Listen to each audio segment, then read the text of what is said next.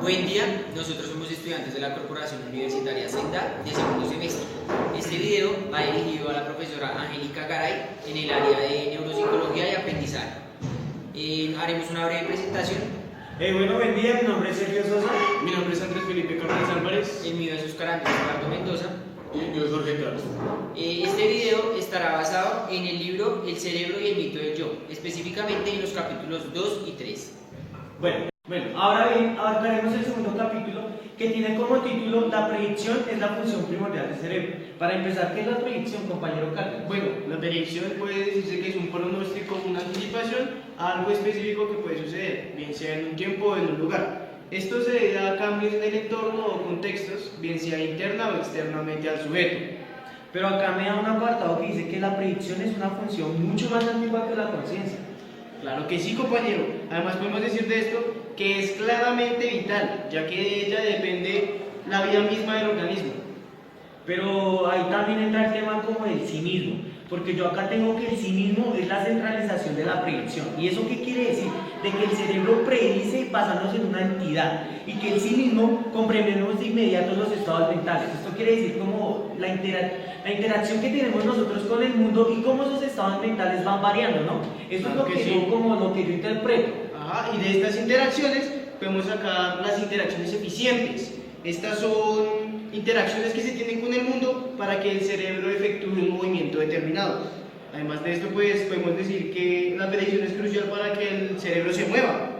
Sí, porque acá dice que el cerebro no puede detenerse, o sea, tiene que estar en una constancia. Claro que no, el cerebro tiene siempre que estar haciendo algo, tiene que pasar de una tarea directamente a la otra, no puede tener un espacio, no tiene descanso, siempre tiene que estar trabajando.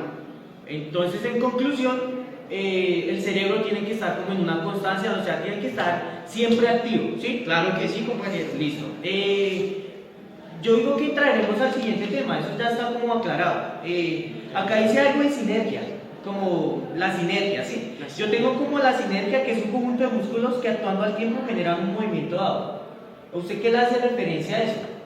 La sinergia me hace referencia como a un grupo muscular, un grupo de músculos que se activan simultáneamente, que trabajan al mismo tiempo. Listo, pero acá dice que las sinergias ahorran tiempo. ¿Qué le hace referencia a eso? Ahorran tiempo. Si ahorran tiempo, yo creo que también ahorran energía. Sí, pero dice que, no sé, acá me menciona algo de colectivo muscular. O sea, me trata de confundir, pero toca interpretar y me dice que un colectivo muscular es un grupo de músculos que se activan simultáneamente entre sí. Eso es verdad, compañero, y creo que ahí se verían los reflejos, si no estoy mal. Ay, sí, lo de los reflejos yo lo tengo acá. Acá dice que los primeros estudios sobre reflejos contribuyeron a explicar que el cerebro controla el movimiento a colectivos musculares y a colectivos individuales. ¿Sabe qué escuché yo? Que esos reflejos se activan en diferentes partes del cuerpo, en articulaciones como las muñecas o los codos, en todas esas partes. O sea, en conclusión, la mayoría de los movimientos que efectuamos o que somos capaces de efectuar no se componen de este tipo de patrones de actividad muscular y permanente. Es verdad.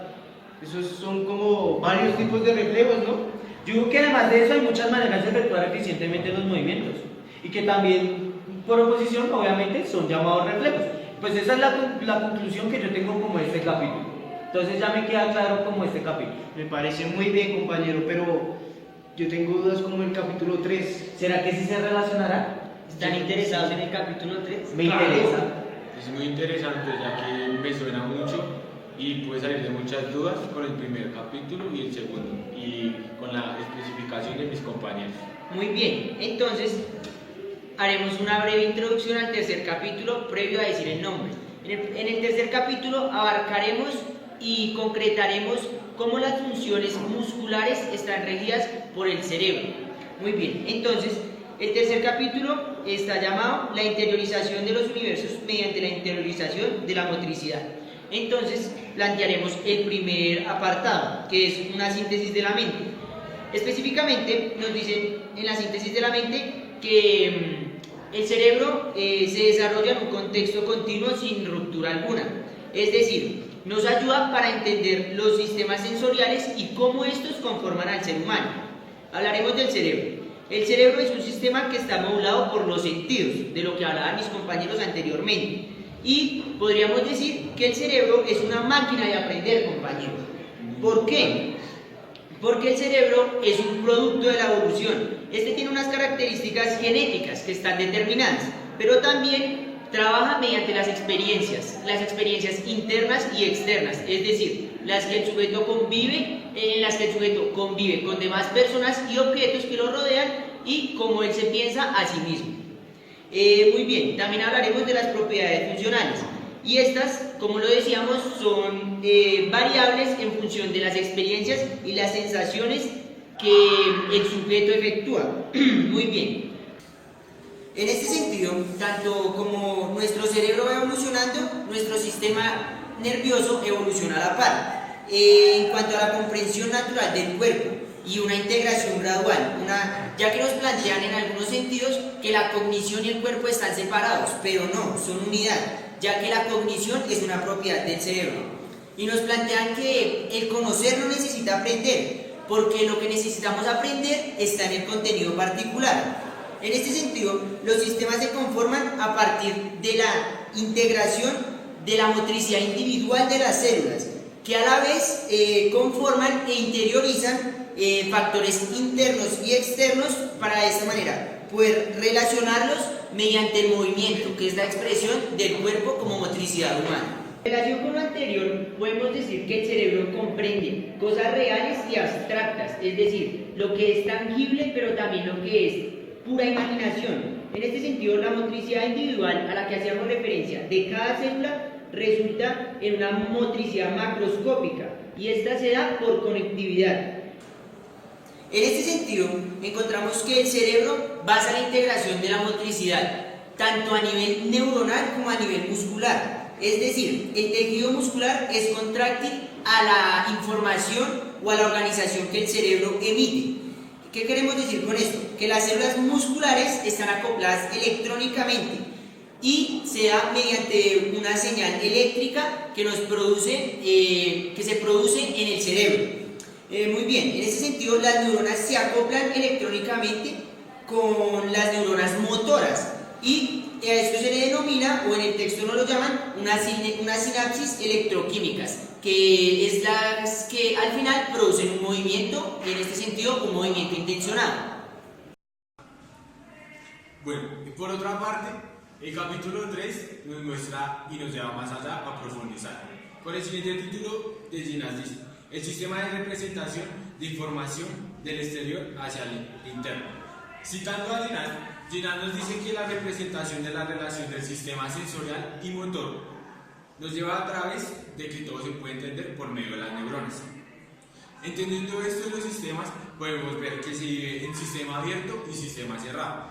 Antes de empezar con estos sistemas, podemos ver que hay una relación entre la capacidad cognitiva y el cerebro. Bueno, a lo siguiente podemos ver estas dos determinaciones. El sistema abierto podemos ver que tiene unas funciones principales. Él se encarga de recibir señales por el medio de devolverlas, que es la función de la neurona reflejo, como lo podemos ver en el texto. A lo siguiente podemos ver que no es invariable en el sistema nervioso. Cumpliendo el último aspecto del sistema abierto, podemos ver que no tabula aquella raza al sistema nervioso. Bueno, pasando al sistema cerrado, podemos ver cómo acá entra la entrada sensorial externa. Podemos ver cómo el cerebro persiste en una función sensorial y motor. A lo siguiente podemos ver cómo este sistema cerrado se representa la función cerebral fundamentalmente. A lo siguiente podemos definir que las imágenes internas que se exteriorizan podemos ver cómo se ven reflejadas a través del movimiento humano, que es lo que reconocemos en la motricidad. En esto podemos ver cómo Ginás llama al siguiente título, que es la interiorización de la planta corporal. Entonces, podemos ver que la interiorización es como un proceso interno. Como lo mencionaba anteriormente, Ginás nos lleva a profundizar. Entonces, podemos ver los sentidos como lo más importante. A lo siguiente podemos ver cómo las neuronas motoras se disparan, un proceso teniéndolo primeramente Al segundo proceso podemos ver cómo los músculos se contraen rítmicamente, ya que es muy importante esa palabra que siempre se van a contraer rítmicamente. En eso podemos ver cómo los receptores y las articulaciones siempre van a responder como un comando.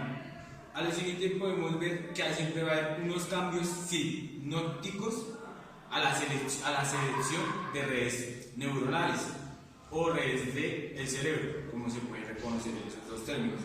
A lo siguiente podemos ver cómo en estos pasos se puede enviar la información neuronal del movimiento. En eso podemos ver cómo Ginás llama el espacio funcional interno. Los marcos de referencia del mundo externo y del mundo interior tienen diferentes sistemas coordenadas. En eso pudimos ver con mis compañeros en el tercer capítulo, lo llamamos como motricidad neurogénica. Podemos ver que acá el concepto más importante es el movimiento autónomo.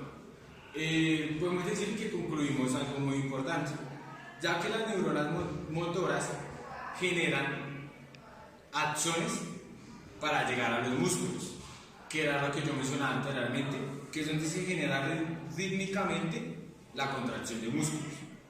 En eso podemos ver cómo la sinapsis nunca puede ser olvidada, ya que sin ella no se puede generar la acción electroquímica entre ellos. Por últimamente podemos ver una organización motriz de la masa muscular interiorizadamente, primero que todo. Últimamente podemos ver que este tercer capítulo nos deja algo muy importante, ya que el tercer capítulo no se puede entender sin una breve fundamentación del primero y el segundo, como lo hicieron nuestros compañeros. A lo siguiente podemos entender que la representación de la conectividad y las propiedades de los circuitos neuronales siempre están conectados a la médula espinal. Y a lo siguiente vamos a una breve conclusión. No sé qué piensan ustedes, compañeros. O sea que en conclusión, si tienen relación los dos capítulos, eso es lo que creo yo.